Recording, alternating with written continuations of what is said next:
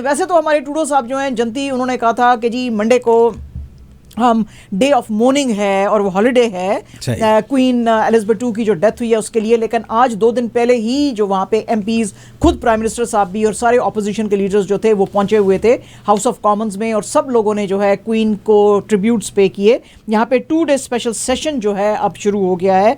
तो इसमें जो सबसे पहले तो ट्रूडो साहब 10 बजे एंटर हुए और उन्होंने बात की और उन्होंने बहुत ज़्यादा क्वीन की तारीफ़ की, और उन्होंने उनके साथ जो थी गवर्नर जनरल मैरी साइमन भी थी। उन्होंने कहा जी कि हम दोनों जो हैं ट्रैवल भी कर रहे हैं मंडे को, जो स्टेट फ्यूनरल हो रहा है और क्वीन का, उसके अंदर हम हिस्सा लेंगे। इसके अलावा और भी बहुत सारे कनेडियन ऑफिशियल्स जो हैं वो इनके साथ जा रहे हैं। कुछ पता चला है कि कुछ फॉर्मर प्राइम मिनिस्टर्स जो हैं कनाडा के और गवर्नर जनरल्स हैं वो भी मंडे को लंदन जा रहे हैं क्वीन को ट्रिब्यूट्स पे करने के लिए।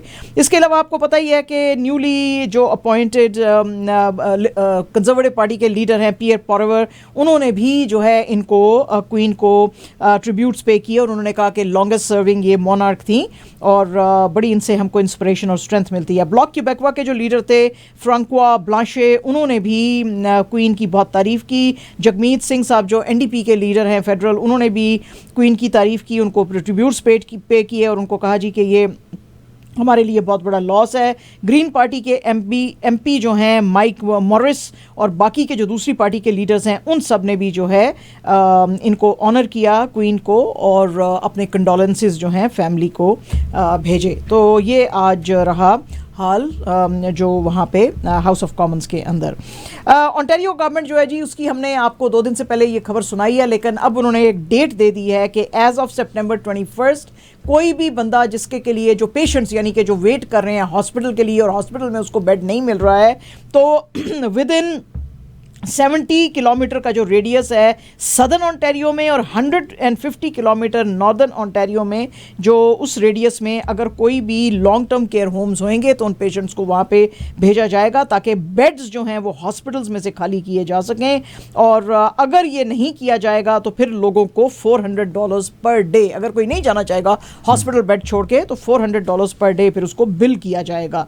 तो ये आज बड़ी सख्ती से उन्होंने अनाउंस किया। उन्होंने कहा जी कि ये हमने अगस्त के एंड पे ही इसकी रॉयल एक्सेंट ले ली थी और ये बिल 7 इसको, हाँ बिल 7 जी bill 7 more beds better care act, more beds and better care act ना, इसका इतलाक अब 21 से शुरू हो जाएगा। जी 21 से। और इसके तहत जो है जो हॉस्पिटल में नहीं रह सकते जैसा कि आपने बताया, तो उनको जैसे डिस्चार्ज कर देंगे उसके बाद उनकी चॉइस भी दी है उनकी। जी या तो आप हमारी पसंद का जो हमारे पास जहाँ पर भी अवेलेबल है, अगर सदर्न ओंटारियो में है आप, तो आपको विद इन 70 किलोमीटर्स के रेडियस में, अगर नॉर्दर्न ओंटारियो में है तो 140 किलोमीटर्स के रेडियस 150 किलोमीटर्स जी।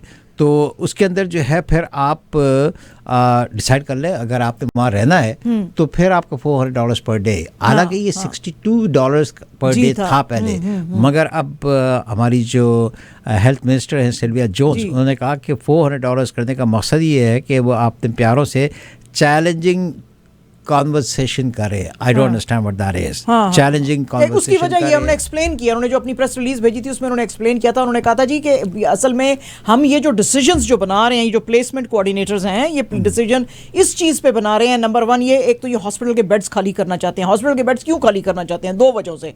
एक तो ये है कि वो पेशेंट्स की लिस्ट बनाएंगे कि एक तो वो पेशेंट्स हैं जिनको कोई कभी विजिट ही नहीं करने आता है और बस उन्होंने ऑक्यूपाई किया हुआ हॉस्पिटल का बेड। नंबर 1 वो। नंबर 2 वो जिनको के मतलब महीने में एक बार कोई मिलने के लिए आता है। नंबर 2 वो।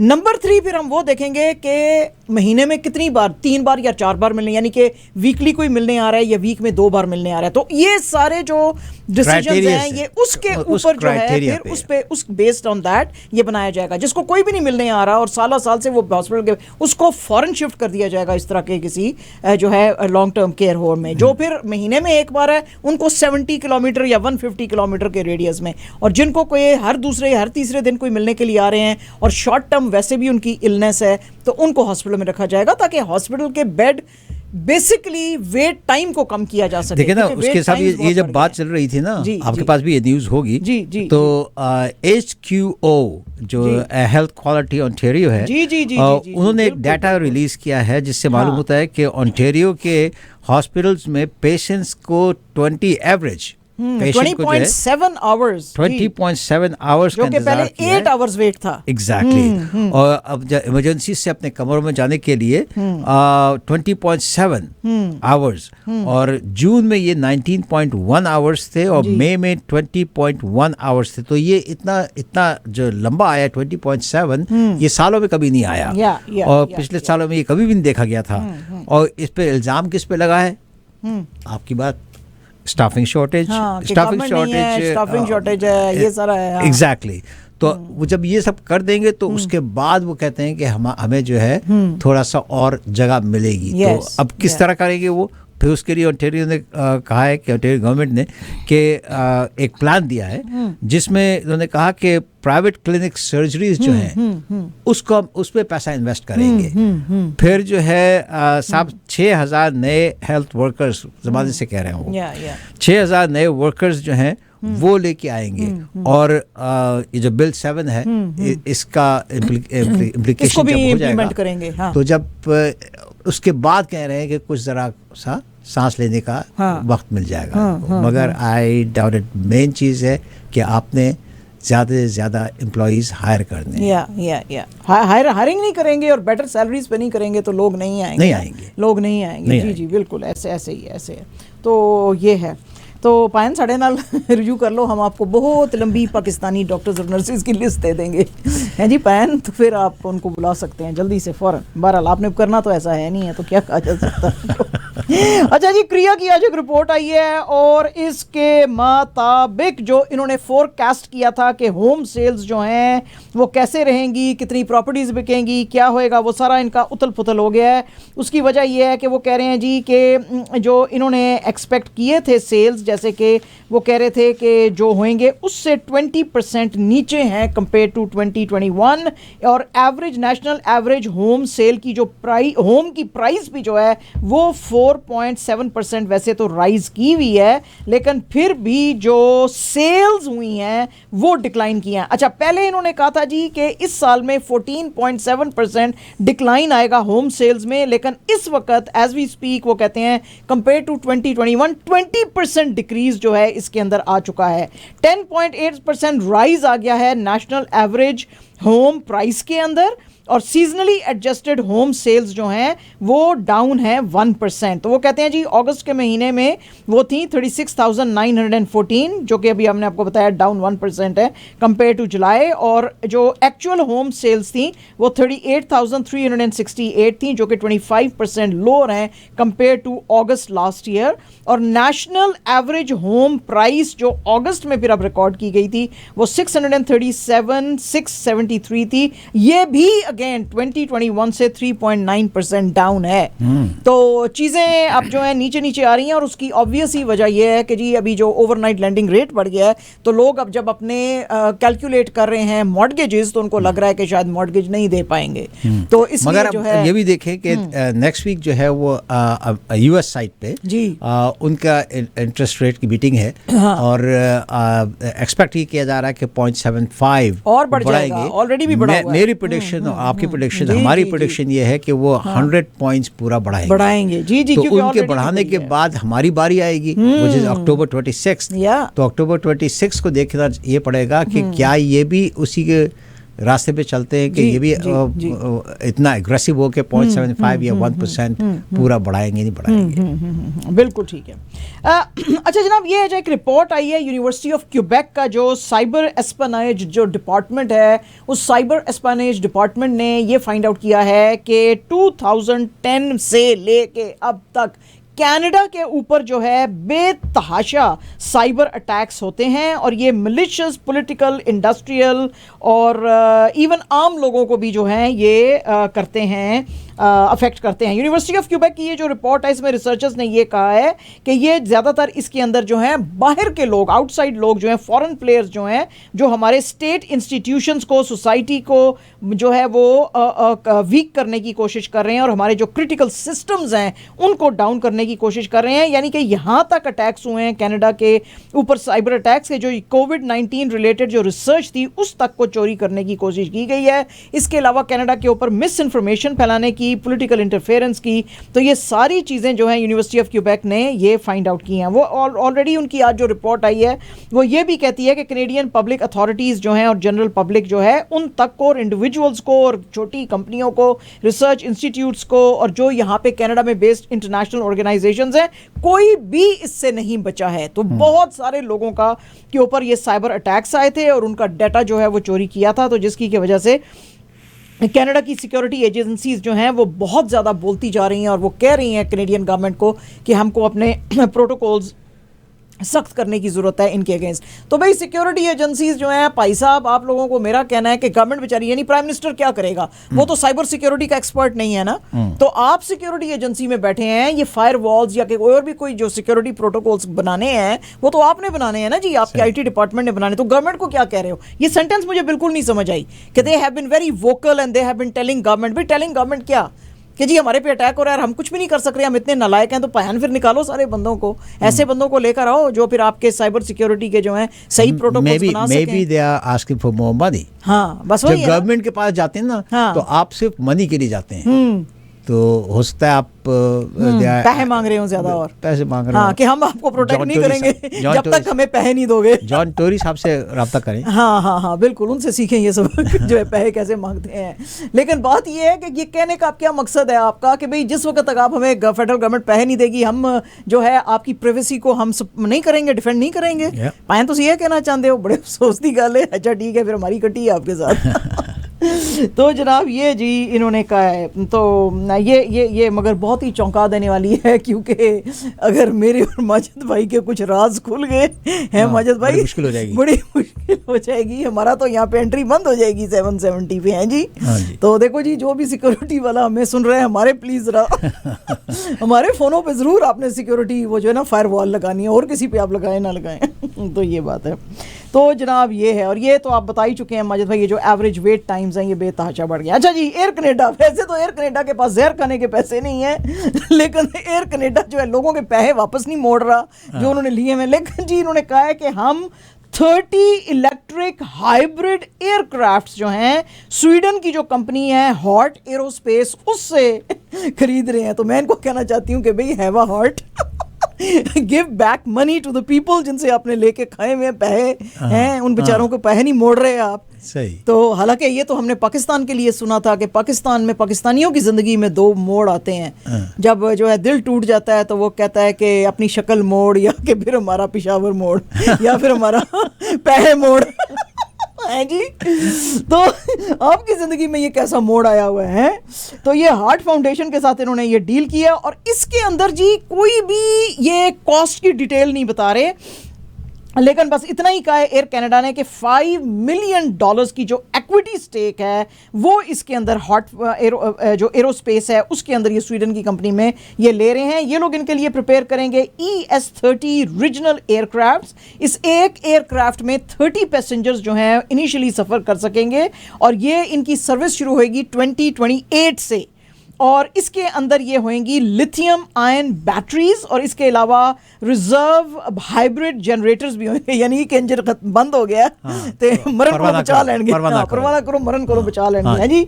तो ES-30 जो है ये इसकी रेंज जो है यानी कि एक इंजन की 200 किलोमीटर्स होएगी, और जो हाइब्रिड के ऊपर वो चलेगा, फिर अगर आपका ये इंजन बंद हो गया तो 400 किलोमीटर्स फिर आपको और फर्दर लेके जा सकते समंदर आगे तो मुश्किल हो जाएगी। फिर तुसी पैराशूट लेके या बगैर पैराशूट से जंप कर देना है जी। ये 2028 की बात कर रहे हैं जी जी, है ना। 20 अब आप अगर पिछले 3 साल में देखें तो कितनी चेंजेस आई हैं इसमें। जमीन और आसमान का फर्क हो गया है। हाँ। अब 2028, अभी 5 साल और बाकी है इसमें, 6 साल। हाँ। तो 6 साल में तो वो कहाँ से कहाँ तक टेक्नोलॉजी चली जाएगी। हाँ, तो हम तो जो है 50 साल पीछे ऑलरेडी चल रहे हैं माजिद भाई, बाकी दुनिया से, मिडिल ईस्ट से तो हम 50 साल पीछे चल रहे हैं। तो कोई बात नहीं अगर 6 साल सिर्फ पीछे हो गए। देखो मतलब है आपकी, तो मुझे समझ नहीं आती कि 50 साल पीछे जो कॉम ऑलरेडी चल रही है उसमें 6 साल और पीछे चली जाएगी। ये स्टेटमेंट आप कई दफा देती हो, मैं कभी भी आपसे एग्री नहीं करता हूँ कि कनाडा पीछे नहीं है किसी से। अच्छा ठीक है, कनाडा स्यापे पड़े हुए पियर्सन पे और हॉस्पिटल में 20-20 घंटे का वेट टाइम चल रहा है। नहीं आप अच्छा, आपकी वो न्यूज़ खत्म होने वाली है, नहीं पता नहीं, मैं आपको बता दूं। देखें आप, ये सिस्टम जो है ना, सिस्टम ये आपके दुबई में भी नहीं है। अच्छा, टोरंटो पियर्सन एयरपोर्ट और मॉन्ट्रियल ट्रूडो इंटरनेशनल एयरपोर्ट, हाँ, थका हुआ है। अच्छा, कहा है कि अगर आप अमेरिका जा रहे हो, हाँ, है ना, हाँ, अमेरिका जा रहे हो तो आपके लिए कितना आसान हो गया। हाँ, और ये ऑलरेडी इम्प्लीमेंट कर दिया उन्होंने। अच्छा, बड़ी मेहरबानी। आपने US custom and border protection जो CBP है ना, हाँ, उसकी आप उसकी वेबसाइट पे चले जाएं। अच्छा जी, और वहां पर आपको मिलेगा मोबाइल पासपोर्ट कंट्रोल। अच्छा जी, तो MPC। ओके, ठीक है ना। हाँ, आपने CBP, हाँ, कस्टम एंड बॉर्डर प्रोटेक्शन जो है यूएस का, अच्छा, उसकी वेबसाइट पे चले जाएं, आपको mobile passport control which is called MPC मिलेगा। हाँ, उस पे एक ऐप है। अच्छा, आपने जो है ट्रैवल करने से पहले घर से ही आपने सारी इंफॉर्मेशन अपनी डाल दी। अच्छा, है ना, कि पासपोर्ट नंबर क्या है, पासपोर्ट का क्या है, कहाँ जा रहे हैं आप, क्या कर रहे हैं, क्या नहीं कर रहे हैं, कस्टम भी और वो भी, दोनों आपका हो गया। अच्छा, आपने एयरपोर्ट जाना है, आपके टेलीफोन में जो है वो एक QR कोड होगा, हाँ, और वो कोड दिखाना है और आपने अंदर चले आना है। अच्छा। पिछले 10 दिनों से वो ट्रायल पे थे, और पिछले 10 दिनों से जिन लोगों ने QR कोड लेके ट्रैवल किया, there was no wait whatsoever. आप तो कहती ना कि दुबई में 20 मिनट्स में अंदर बाहर, नहीं 20 मिनट्स नहीं, 10 मिनट्स यहाँ 2 मिनट में हो रहा है। अच्छा 2 मिनट में हो रहा है। और ये उन्होंने कब इम्प्लीमेंट किया, आज क्या डेट है? सितंबर 2022 है ना। हाँ जी, ये सिस्टम विद इन GCC पिछले 20 साल से है। नहीं जी, ये दुनिया में पहली दफा आया है। नहीं, ये कनाडा में पहली बार आया है। जैसे कि 2 साल पहले जो है फाइबर ऑप्टिक्स उन्होंने बिछाई हैं, या 3 साल पहले, और इसी तरह 3 साल पहले वो फोन के ऊपर जो है टिकट्स देने शुरू किए हैं उन्होंने। जो गाड़ी का जो आप पहले वो खरीद के टिकट रखते थे ना उसमें, तो अब वो फोन पे, ये 3 साल पहले टोरंटो में उन्होंने इंट्रोड्यूस किया, जो कि 10 साल से मिडिल ईस्ट में इम्प्लीमेंटेड है। सर प्लीज अच्छा चलो खरबा कर रहे हो अच्छा जी, तो बात आपकी बिल्कुल सही है। दुबई को ना करें ऐसा। हाँ, ये नहीं खाली दुबई नहीं, पता whole of Middle East. Canada बहुत आगे, बहुत एडवांस है। अच्छा, कनाडा बहुत एडवांस है। ओ वाह, तो चांद पे जा रहे हैं। हाँ, ताई यार कोई आके गला काट रहे हैं फिर सब। अच्छा जी, तो ये जनाब 6 साल के बाद मिलेंगे तैयारे। तो 6 साल तक दुनिया इतनी एडवांस हो गई होगी कि जो भी बंदा तैयारे में बैठ रहा होगा ना, ऑलरेडी अपने जो है सोलर पैनल लगा के बैठ रहा होगा बाकी सारी दुनिया में, और ये तैयारे के ऊपर जो है सोलर पैनल या इलेक्ट्रिक बैटरी लगा रहे होंगे। अच्छा जी, खैर कोई नहीं, गुड लक टू देम। ठीक है जी। अच्छा जनाब, G7 की जो है मीटिंग शुरू हो गई है न्यू हिंडनबर्ग पैलेस बर्लिन के अंदर, और यहाँ पे जो German minister for economic affairs and climate protection Robert Habeck हैं। ये देखें मज भाई, आपकी ये फेवरेट खड़ी है आपकी, ये देखें लंबे मर्दों में छोटी सी। अच्छा, देखा आपने। हाँ जी, मैरिंग हमारी कनाडा की जी। तो ये G7 की मीटिंग पे इन्होंने बात करते हुए रॉबर्ट हेबेक ने कहा है जी कि हमने सारे G7 वाले जो हैं, जिसके के अंदर आपको पता ही है कि Britain, Canada, France, Italy, Japan, US जो हैं इसके अंदर शामिल हैं जर्मनी के साथ। तो वो कहते हैं जी कि हमने ऑलरेडी ये परसुएड किया है EU को कि चाइना को दीवार के साथ लगाओ और ज़्यादा दीवार के साथ लगाओ, और ये जो इतनी जो खुली डुली ट्रेड कर रहा है इसको रोको, ये इतनी खुली डुली ट्रेड ना करे, इतने पैसे ना कमाए हैं जी। नहीं ये नहीं कर रॉबर्ट हेबेक साहब ने। रॉबर्ट हेबेक साहब ने कहा जी कि चाइना जो है बेतहाशा जो इसकी अनफेयर ट्रेड प्रैक्टिसेस हैं, इसको रोकने के लिए हमने एक प्रपोजल दिया है G7 को कि इनके साथ वो जो पहला ज़माना था ना कि चलो ठीक है हम नो मैटर व्हाट ट्रेड हम करते रहेंगे, बाकी बातें भी करते रहेंगे और ट्रेड भी चलती रहेगी। नहीं, अब कोई भी बात नहीं चलेगी और ट्रेड भी नहीं चलेगी जब तक इनके ह्यूमन राइट्स और जो इनके इकोनॉमिक जो प्रैक्टिसेस हैं जिस वक्त तक वो और इंटरनेशनल ट्रेड स्टैंडर्ड्स के मुताबिक नहीं आएंगे, हम इनके साथ ट्रेड नहीं करेंगे। फिर पंगा। हाँ, मतलब एक बेचारा शरीफ जिहा मुल्क चुप करके बैठे है।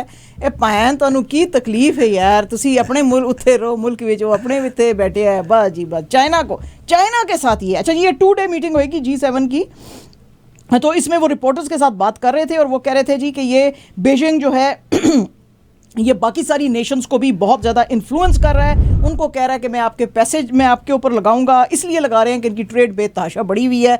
अब हम कह रहे हैं कि अगर आपने इंटरनेशनल स्टैंडर्ड्स को फॉलो नहीं किया तो अब और भी कोई बात नहीं करेंगे और ट्रेड भी आपके साथ नहीं करेंगे जब तक आप अपने ट्रेड प्रैक्टिसेस को फेयर। तो मतलब अब डिसाइड कौन करेगा कि ये ट्रेड जो प्रैक्टिस है ये अनफेयर है? क्योंकि आप कह रहे हैं तो अनफेयर है, चाइना कह रहा है तो फेयर अनफेयर नहीं है, मतलब है चाइना कह रहे हैं तो अनफेयर है, आप कह रहे हैं तो वो है। ये ऐसे तो फिर गेम नहीं चलती ना पाया अनफेयर।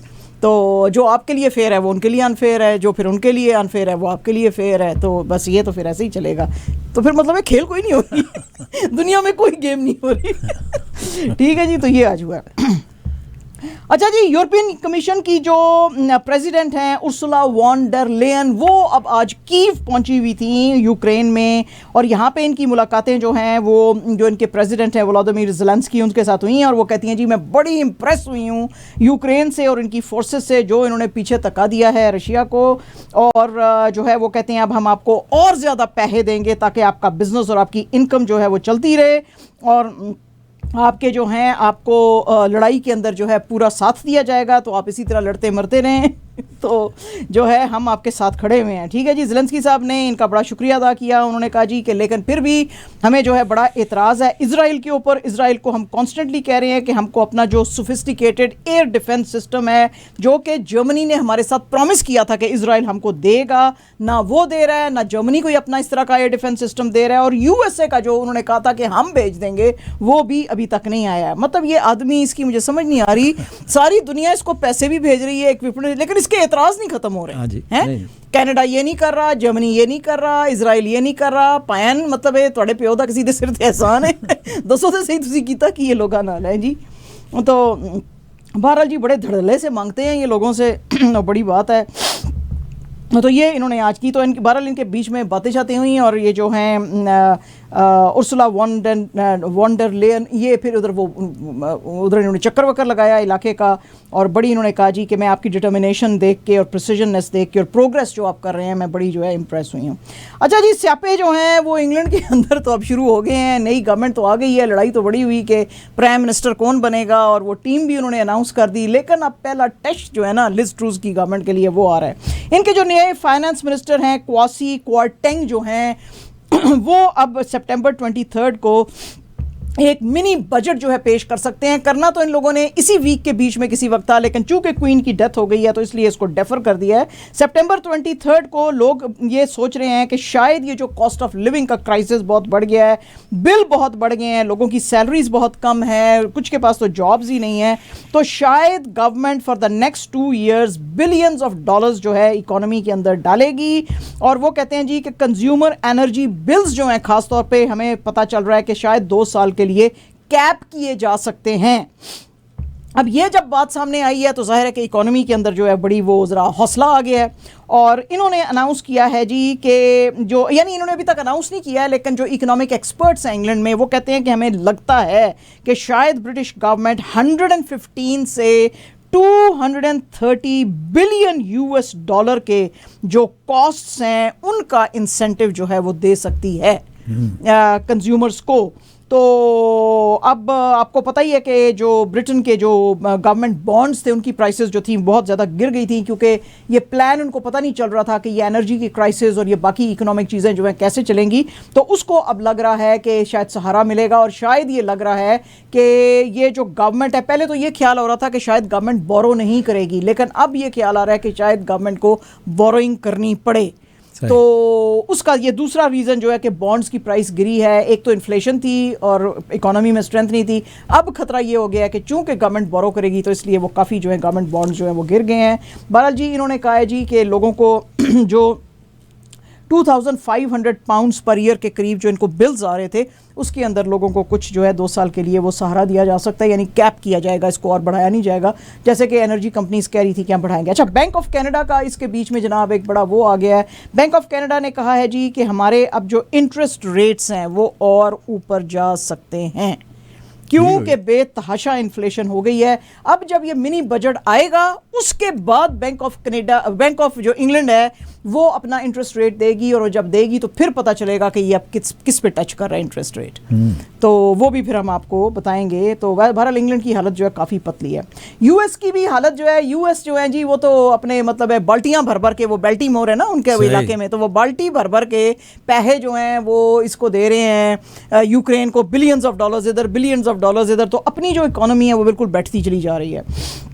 आज जो यूएस मॉर्टगेज रेट्स जो हैं जी, mortgage rates this week are already touching, वो लोग जो हमारा टीवी का में देख रहे हैं वो ग्राफ देख रहे हैं, 6% से ऊपर को टच कर रहा है मॉर्टगेज रेट।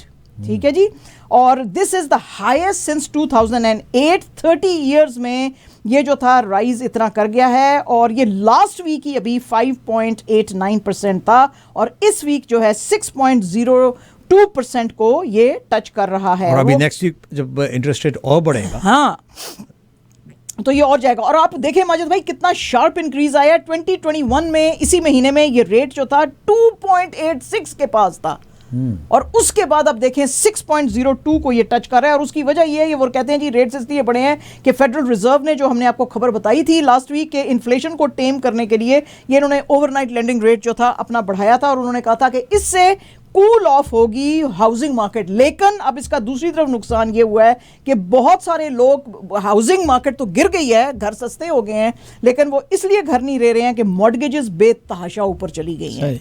तो अब वो सोच रहे हैं कि फिक्स रेट मॉर्टगेज जो है वो 5.21% जो पहले अब हो गई है, जो कि पहले 5.16% थी और लास्ट ईयर तो ये हमने आपको बताया ये 2.19% थी और उसके बाद फिर ये 2.86% पे भी चली गई थी, लेकिन उसके 2 के रेंज में थी और अब ये ऊपर चली गई है। तो अब लोगों के लिए वहाँ पे घर खरीदना भी मुश्किल है और मॉर्टगेजेस तो फिर जाहिर है अब ऊपर चली गई हैं। सेनेट कमेटी जो है यूएस में जी, वो उसने अब यूनानिमसली आज जो एक लेजिस्लेशन लेकर आई थी बाइडेन एडमिनिस्ट्रेशन के जी, इसमें ताइवान को हमको और ज़्यादा अगेन बिलियंस ऑफ डॉलर्स की हेल्प देने की जी ताइवान को भी ज़रूरत है, क्योंकि चाइना जो है वो बड़ा खतरे का वो बना हुआ है।